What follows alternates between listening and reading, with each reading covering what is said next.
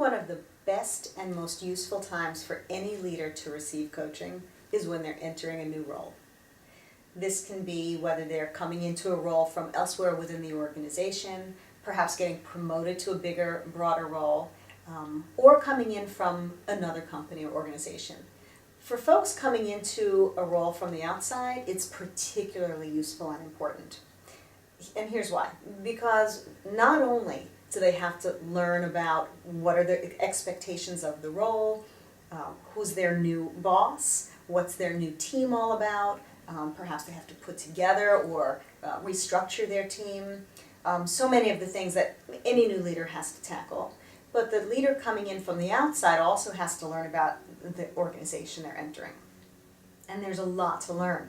There's culture, there's history, there's the ins and outs of the company. You know, what are the market dynamics? You know, how strong is the company? Where are the potential bumps in the road? What are the regulatory issues and so on? I mean, there's a great deal to learn. There's also a lot to learn in terms of the politics and the internal dynamics of how do things get done in this company? What are the things that I can do to help align myself with meeting objectives quickly and gaining some early credibility and some quick wins?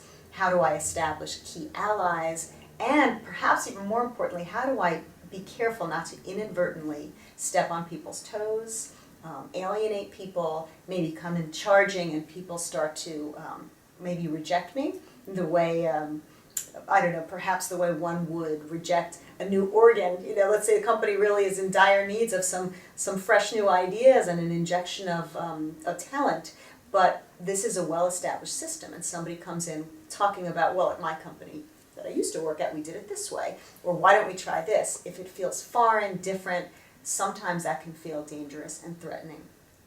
So what I advise people coming into a new role from the outside is very quickly to get an education on who are the formal and informal leaders within that organization, who influences the people that you will need to influence, where can you strike some alliances, start to gain credibility and trust, and what are those hidden landmines that you need to be careful of.